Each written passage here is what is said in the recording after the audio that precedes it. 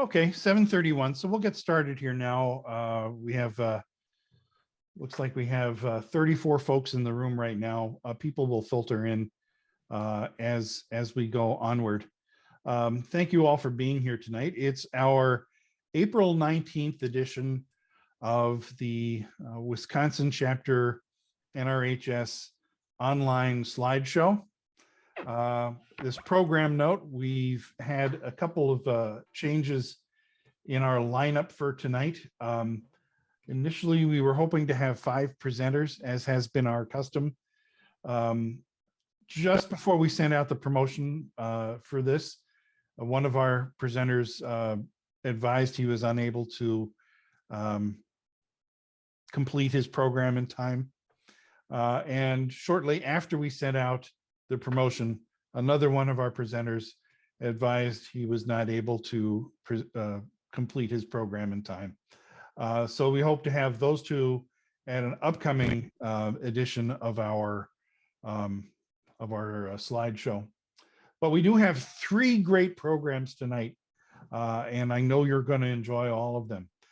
Our next time we do this will be Tuesday, the 21st, I believe it is, of June.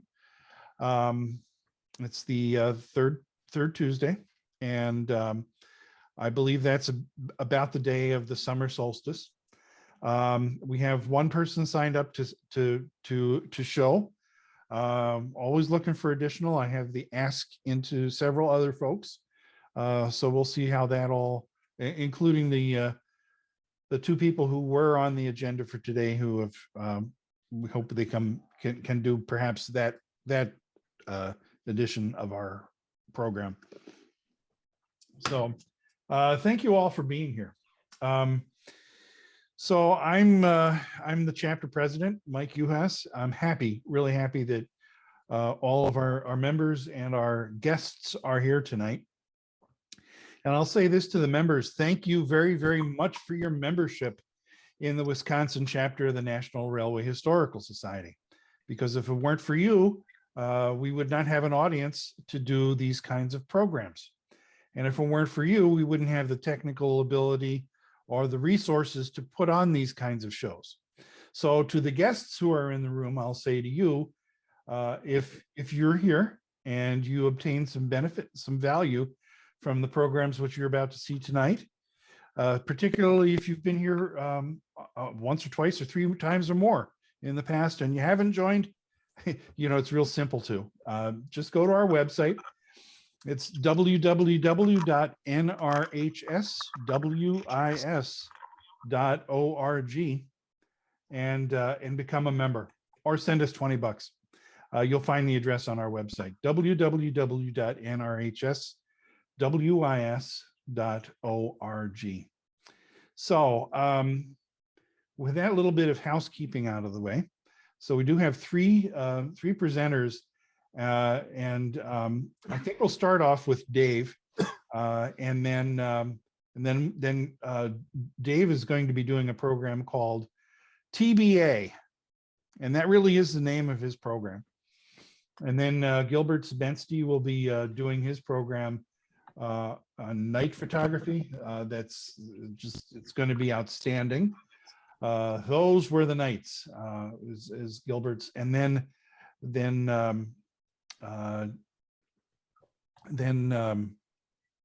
Jerry Krug will be doing his presentation on special trains and special units and stuff. So we've got a great program coming in. Once again, thanks to all for being here tonight.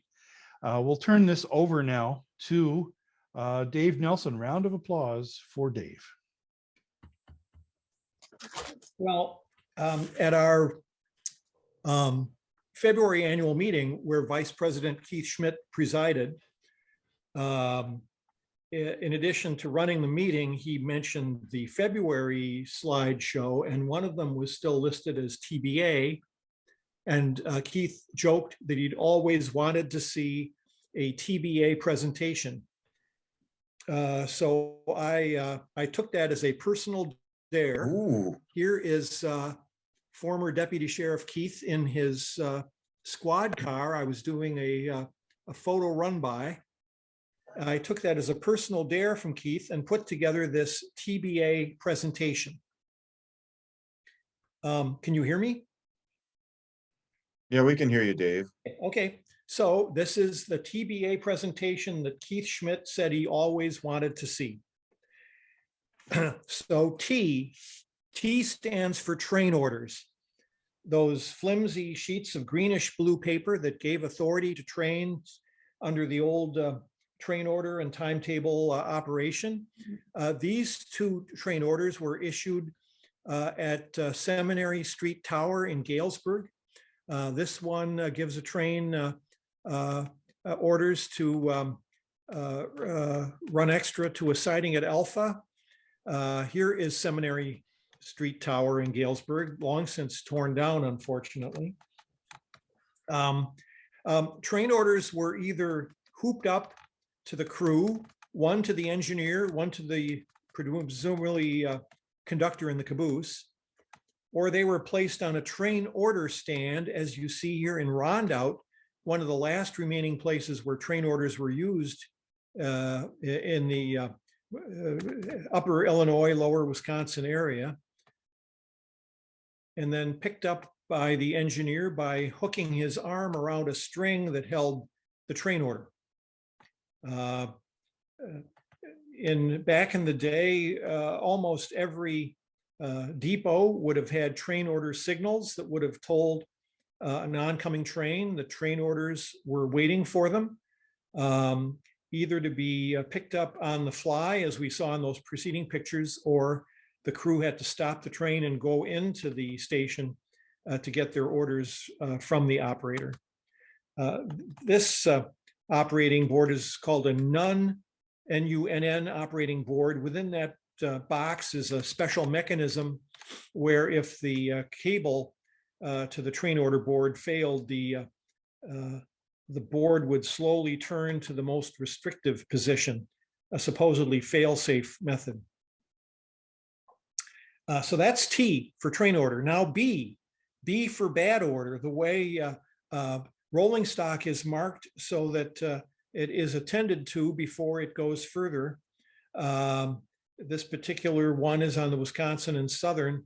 Down in Galesburg, little carts, almost like golf carts, are constantly running through the yard with trainmen looking for bad order cars that hopefully can be repaired on site. If you look at the back of this cart, you see some brake shoes, a spare rear end device, what looks like a welding helmet inside, and possibly an acetylene torch outfit, and a blue flag so that the car would not be moved while he's doing his work. He probably also had some brake hoses in that. Here's a close-up of the same picture. He's looking at his bad order card and deciding if this is actually something that he can repair in place. Some cars resist being repaired in place and have to go to a car shop. And even cars that are bad ordered sometimes are capable of being moved on their own wheels, and sometimes they are not. So that's B for bad order. A stands for Atlantic. On the Chicago Northwestern, the Atlantic was the Class D locomotive with 81-inch drivers, an extremely fast locomotive. Here, pulling the Overland Limited, which went from Chicago to Omaha. These Class D locomotives, with their 81-inch drivers, ended their service in the late 1940s and early 1950s in suburban service around Chicago. So about 3 decades after this Chicago Northwestern Class D would have been built, probably around 1905, about 3 decades later, the Milwaukee Road reintroduced the Atlantic locomotive, the 442 wheel arrangements, with 4 streamlined locomotives numbered 1 through 4. When they were new, they were a public relations sensation, and crowds gathered here at the Milwaukee Depot to take a look at the new train and these new locomotives. Here's number 2 with a crowd. There may well be some celebrities like Al Kalmbach and William K. Walters in this picture. I don't know. Another big crowd to take a look at the new Hiawatha train being displayed in 1934. And here a crowd is examining new locomotive number 4. And yes, that is a rail fan who's climbed on top of the tender. So that's A for Atlantic. T, we go back to T.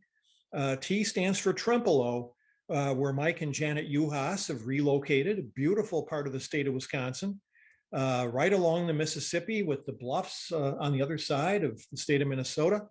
The Burlington Northern, now Burlington Northern Santa Fe, runs along the Mississippi in that part of Wisconsin with its own rail fanning interest, as Mike has discovered. But there are opportunities to see railroad action with the bluffs of Minnesota in the background of the picture. So that's T, T for Trempealeau. Now B. B stands for ballast, which we take for granted, but you certainly notice when it's missing. In the Butler Yard in Wisconsin, Union Pacific was running a ballast train headed by the Northwestern Heritage Unit, number 1995. And these are Union Pacific ballast cars, which are push button operated. As long as that crewman holds his finger on the button, the ballast will come out of the car. Hopefully he is wearing safety shoes. And here he and a colleague both have their fingers on the buttons and are laying fresh ballast along the Chicago Northwestern UP line that heads from Butler to Wisconsin. So that's B, B for ballast. Now A for Abraham Lincoln, certainly an important name in the history of railroads, but in this particular case, the focus is on his private car, which he himself was advised not to use because it was so opulent and ostentatious that it would have interfered with his public image. Well, he did end up using the car when it was part of his funeral train in 1865. In recent years, David Cloak created an exact full-size replica of the original car, which we see here when it was on display in Galesburg. This side of the car has the black funeral bunting that was featured on the car during the 1865 trip from Washington, D.C. to Springfield, Illinois. This close-up picture of one of the 4 trucks, this car has 4 trucks, shows the incredible attention to detail that Cloak lavished on this replica. The other side of the car, it pretty much resembles what would have looked like had Lincoln actually used it as a business car. After the Lincoln funeral train, the Union Pacific ended up acquiring the car and used it as an office car. The car actually lasted into the 20th century and was being preserved, but unfortunately a grass fire burned up the shed in which it was being housed early in the 20th century. There are fragments of the car in the Union Pacific Museum in Council Bluffs, Iowa. So as you enter the car, the first room that you see is what have been called the sitting room. And you'll notice on the settee, there are lilacs. I'll explain the significance of those in a minute. But in the actual Lincoln funeral train, this room in the car, and there are only 3 rooms, but this room of the car housed the coffin of Lincoln's young son, Willie, who died of illness during Lincoln's time in the White House. It was said that every few days, Lincoln would ask to be driven to the mausoleum where Willie's coffin was being housed, and he'd take the body out of the coffin and hold it in his arms and cry. And when he couldn't cry anymore, then he'd ask to be taken back to the White House. If you look at this, Cloak has recreated the beautiful wood and leather sides of this opulent car, as well as the beautiful fabric ceiling of the car. If you look in the clearest story, you see what look like little placards. There were placards representing every state of the Union that was loyal during the Civil War. The second room in the car was going to be Lincoln's bedroom. And again, beautiful wood paneling and especially long bed for the 6'4" Lincoln, and with lilacs on the bed. Those of you who remember your high school English literature classes might remember Walt Whitman's poem, When Lilacs Last in the Dooryard Bloomed, which tried to recount in a poem exactly where Whitman was and what he was seeing and feeling when he heard of the death of Lincoln. The third room in the car, when I was part of the tour, actually brought a gasp from the spectators as they came across this perfect replica of the original coffin that Lincoln was carried in during the lengthy trip from Washington, D.C. to Springfield, Illinois. Due to threats to kidnap his body, Lincoln actually was buried no fewer than 8 times and in several different coffins, the final one actually being constructed entirely of lead. But this is the original coffin that the public would have seen when they viewed his body on that lengthy trip, complete with the silver medallion noting the occupant of the coffin. But before you get too misty-eyed over all of this, when we went on our tour and looked out the window, well, there was Abraham Lincoln ready to give another speech. So I guess it was all just a false alarm. So that's A.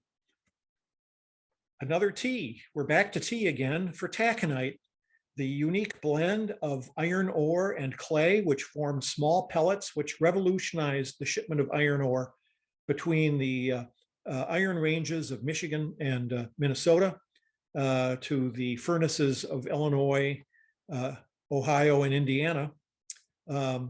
Because taconite was lighter than the original iron ore, they could add these extensions onto iron ore cars, such as the Chicago Northwestern cars. In Galesburg, Illinois, where the switch to the Quincy main is right in front of the passenger depot, the jolt of that switch over the years loosened a fair amount of taconite from taconite loads, so it becomes part of the ballast. So that's what taconite looks like. So T for taconite. Now another B. Again, taconite is usually shipped by ship, of course.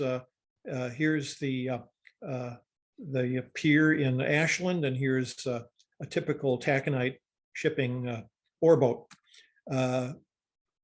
So, whoops, I've skipped something here. B. After T comes B. B is Byron Hill, south of Fond du Lac, Wisconsin, on the Canadian National, formerly the Wisconsin Central, formerly the Sioux Line, as trains struggle heading south to get out of the deep valley created by Lake Winnebago. The heaviest trains have needed actual helper service and still do today to get out of that valley. So these are not distributed power units. These are actually manned helpers, helping the train get out of the valley at Byron Hill. And as they crest the hill, the helpers are uncoupled and return back to Fond du Lac. So B in this instance stands for Byron Hill. Now we come to another A. Argentine Yard, the Santa Fe's enormous facility in Kansas City. These are older pictures. Argentine is constantly going through changes and rebuilding. There are interesting loads to be seen and interesting motive power to be seen at Argentine Yard in Kansas City. So A stands for Argentine, TBA. Now we go back to another T. Turntables. This is the turntable in West Eola. It served the Burlington Northern as it served the Chicago, Burlington, and Quincy before then. This is a turntable in Phoenix, Arizona in the late 1970s, serving the Santa Fe yard in that city. This turntable is a former Chicago Northwestern turntable with its safety first emblem in Chadron, Nebraska. And here is a similar safety first turntable in Chase Yard on the south side of Milwaukee, now obliterated by freeway construction and no longer in existence. This turntable is in Stevens Point, seen from inside the roundhouse, which is partly used as a roundhouse and partly as a car repair center, or at least it was when I was there. What the Canadian National has done with it since, I do not know, but it was an active turntable. And in fact, our touring group rode the turntable as it turned around. So that was T for turntable. Now another B for big boy. Certainly the railfan event of the 20th century here in Wisconsin was the visit of the Union Pacific Big Boy. And this is near Adams, Wisconsin, while this view is east of Adams and another view of the crew. So B for big boy. Now we come to another A. And A is Agawa Canyon, where the Algoma Central tourist and excursion train would leave Sault Ste. Marie, go past the Algoma Central Yard, past beautiful scenery, and eventually end up at Agawa Canyon. This is a steam power car that was actually part of the train heading further on up to Hearst. But the car that we ate our breakfast on in the Agawa Canyon train, as you can see, if you look closely, is an articulated car, formerly a Southern Pacific diner. And what a wonderful breakfast that was. White linen and just everything beautifully presented while you're looking at beautiful scenery. When you get to Agawa Canyon, you can either wander around or climb the hill and get this famous, there are so many pictures that exactly resemble this one that there's nothing particularly remarkable about it, but it was a highly scenic part of Canada, north of Sault Ste. Marie. So that's A for Agawa Canyon. So we've gone through another TBA. Time to go back to another T, and that's traction. The Iowa Traction Company in Mason City, a chance to see 100-year-old locomotives, not in a museum, not on display, but in actual workaday railroading, hauling modern freight cars and interchanging with the Union Pacific in Mason City. The crews know how special their trains are and are friendly and accommodating, but it's still best to be cautious, especially since you're dealing with high voltage electricity here on the Iowa Traction Railroad. So T stands for traction. We come to another B. B stands for Berkshire, the 284 wheel arrangement. And there are two famous Berkshires in the Midwest, number 765, former nickel plate engine, and number 1225, a former Pierre Marquette locomotive. Seen here together at a steam festival in Owasso in a carefully staged night photo shoot with people who held that pose amazingly long periods of time as we let our shutter speed drop to the slowest possible. Here's 1225 on excursion out of Owasso.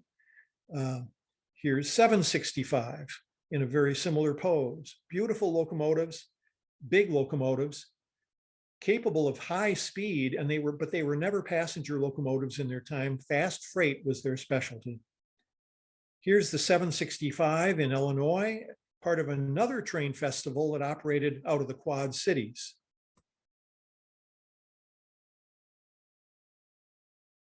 And an indication of just how big the 1225 is that some of the clearances north of Owasso were a little tight and plenty of vegetation got caught up on the locomotive. But there it is in another night pose at Owasso, a really impressive thing to see. So B stands for Berkshire. And A, well, A stands for avid. This is an avid rail fan in Galesburg, Illinois. Yes, A stands for avid in Galesburg, Illinois. And I stand by that story. I hope you enjoyed the pictures. Thanks so much to Mike Uhas for his usual sure-footed assistance in helping me master the intricacies of a Zoom presentation. And that's the end of my program.